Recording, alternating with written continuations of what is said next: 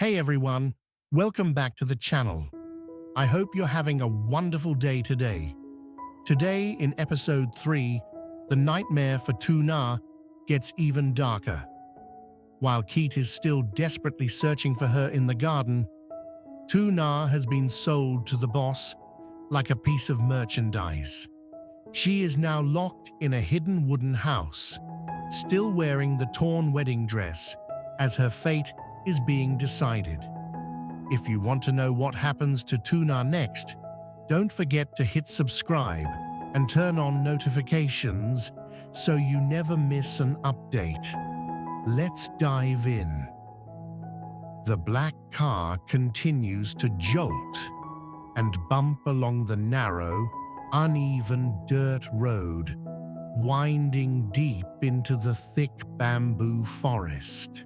Inside the cramped back seat, Zia sits curled up in a tight ball, her whole body shaking with every harsh movement of the vehicle. The torn white wedding dress that was forced onto her earlier is now completely filthy, covered in dirt, dust, and dried tears. The delicate lace is ripped in several places, the hem shredded from her desperate attempt to run. She presses her forehead hard against the cold window glass, staring blankly at the endless rows of tall bamboo stalks rushing past outside. Her mind is exhausted, but refuses to stop replaying the painful memories. She keeps seeing Kiet's gentle smile when she came home from selling vegetables. She sees their little daughter's innocent, laughing face. I just wanted to go home, to hold Kiet's hand, to hug our baby again, she thinks repeatedly, fresh tears silently rolling down her cheeks. The wedding dress that should represent happiness and new beginnings now feels like the heaviest chains she has ever carried. Every single rip in the fabric reminds her of how fiercely she fought, how fast she ran, and how brutally they caught and dragged her back. In the front seats, the three men are in a completely celebratory mood. They laugh loudly, excitedly counting the stacks of money they just received from the boss, slapping each other on the shoulders. This girl is really top quality, one of them boasts proudly. Fair skin, pretty face. The boss even paid extra this time. We really hit the jackpot today. They talk openly and crudely about how much they can earn from future deliveries, which villages they should target next, and what kind of girls the boss prefers. Zia hears every single word clearly. Each sentence feels like a sharp knife, slowly twisting deeper into her heart. She is no longer seen as a human being with a loving husband and a child.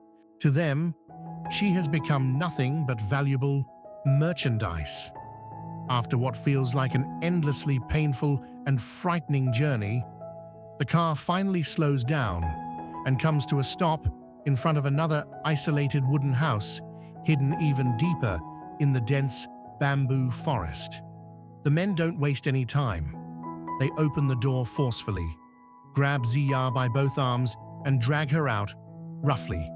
Her legs feel weak and unsteady from exhaustion and fear, but she still tries to pull back with whatever strength she has left. They yank her forward without any mercy and force her into the main room of the house. The Asian boss is already waiting there. The moment he sees Zia standing in the dirty, torn wedding dress, his eyes light up with obvious satisfaction. He stands up slowly from his wooden chair, a greedy smile spreading across his face as he begins walking around her in slow, deliberate circles. "This one is really good," he says, in a pleased, approving tone. He examines her carefully from every angle, like a buyer inspecting an expensive item. He reaches out and touches her shoulder, then her arm, nodding to himself with clear approval. Fair-skinned and very pretty. You did an excellent job bringing her to me this time. I'll clear all your debt and give you a nice extra reward on top of that. The three men immediately become excited and start negotiating eagerly. They talk in detail about the risks they took to capture her, the debts they still owe, and how they deserve even more money for delivering such high-quality merchandise. The boss listens attentively, occasionally glancing at Ziya as if she were merely an object on display. He promises them more money and encourages them to keep finding more beautiful girls like her. Next time, just bring me more like this one. I won't let you lose out, he says, with a satisfied laugh. Ziya stands completely still in the center of the room, her head lowered, both hands still clutching the torn edges of the wedding dress. She listens silently as these men casually discuss her future, her body, and her life like she isn't even a person. The last remaining bit of fight inside her is slowly fading away. Only one painful thought continues to burn in her heart. Kiet, please find me soon before they take me away forever. The negotiation drags on for several long, agonizing minutes. The boss carefully counts out stacks of money and hands it over to the three men. They thank him repeatedly, already excitedly planning their next hunt and discussing which areas they should target to find more girls.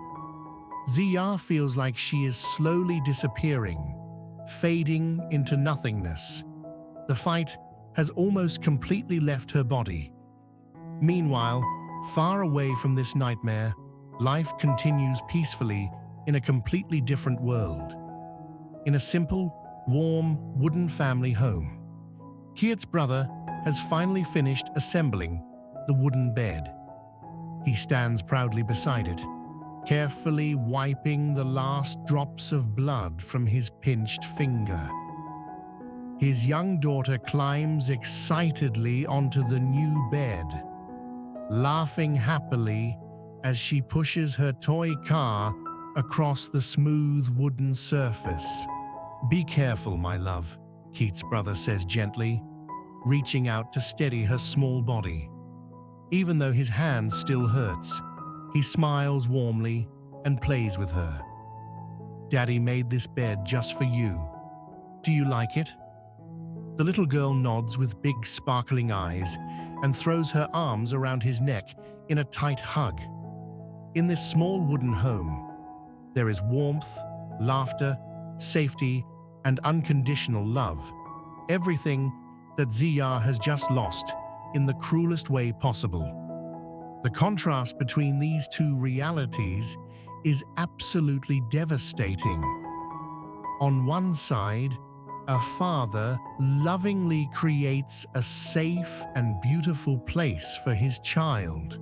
On the other side, a mother is being traded like property, her own daughter somewhere waiting for a mother who may never come home.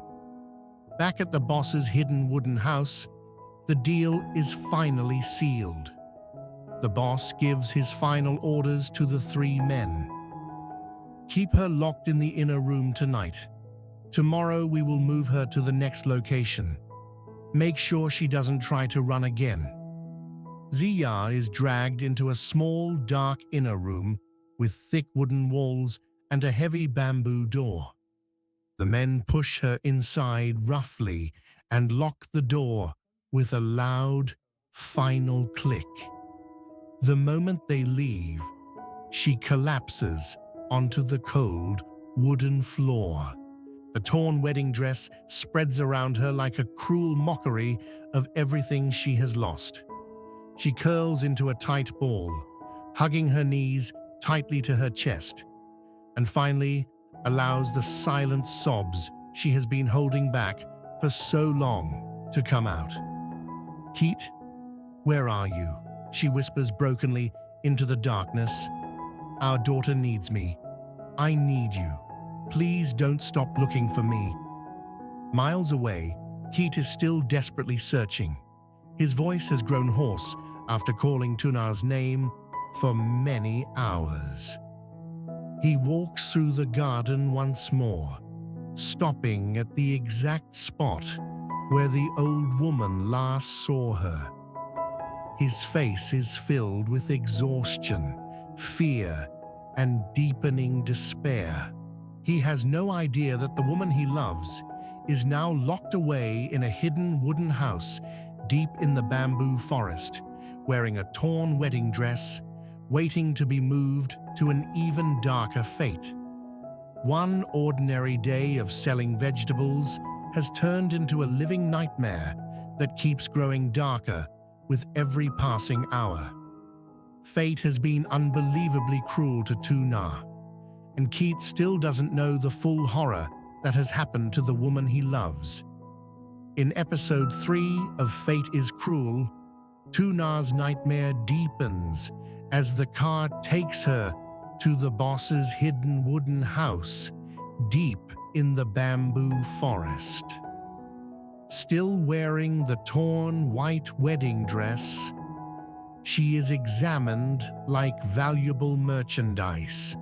The boss praises her beauty, pays the men extra, and promises more rewards if they bring more girls.